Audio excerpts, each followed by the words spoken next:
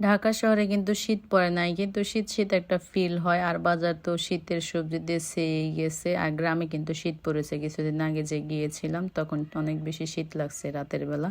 তো এই শীতের সময় কিন্তু ভর্তা আইটেমই বেশি ভালো লাগে। তো অনেকদিন ধরে ঝাল ঝাল ভর্তা খেতে মন চাইছিল, তো যেইভাবে সেই কাজ। তো আজকে ভর্তা বানাবো, কি কি বানাবো সেটাই শেয়ার করছি। প্রথমে সরিষা তেলের মধ্যে পেঁয়াজ, রসুন, শুকনো মরিচ, কাঁচামরিচ ভেজে নিলাম। তারপরে বেগুন আর হলো কাঁচা পাকা টমেটোটা একটু ভেজে নিলাম হলুদ লবণ দিয়ে। তো সিমটাও সিদ্ধ করে রেখেছিলাম, সেটাও একটু তেলে ভেজে নিলাম।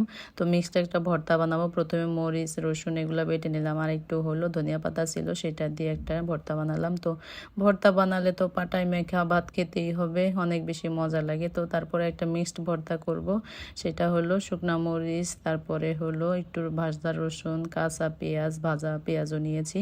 এখানে ছিল হলো টমেটো, বেগুন আর হলো সিম একসাথে মিক্সড করে ভর্তা বানাচ্ছি। তার মধ্যে ধনিয়া পাতা, কাঁচা পেঁয়াজ দিয়ে বেশি করে সরিষার তেল দিয়ে ভর্তা বানিয়ে নিলাম। আর এটা একটু পাটায় বেটেও নিয়েছি আর কি।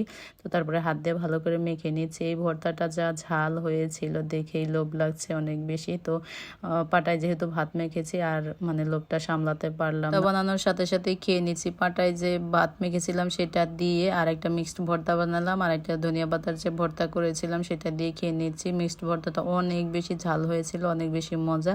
আর নিজের পছন্দের খাবারগুলো নিজেরই বানিয়ে খেতে হয়, আর যখনই মন চাই বানিয়ে খেয়ে ফেলি আর কি। তো অনেক বেশি মজা ছিল। আর শীতের মধ্যে কিন্তু এই ভর্তা আইটেমই বেশি ভালো লাগে আমার। তো ভর্তা, ভাজি, তারপরে হলো কচু, ঘেঁচু, লতা পাতা এগুলো বেশ মজা লাগে খাবারগুলো খেতে। তো অনেক মজা করে দুপুরের খাবারটা খেলাম। এটা কিন্তু সকালে ভর্তা ভাত বেশি হলো গরম গরম ভাতের সাথেই বেশি মজা লাগে, কিন্তু আমি আজকে দুপুরে বানিয়ে খেলাম। Tata, bye bye.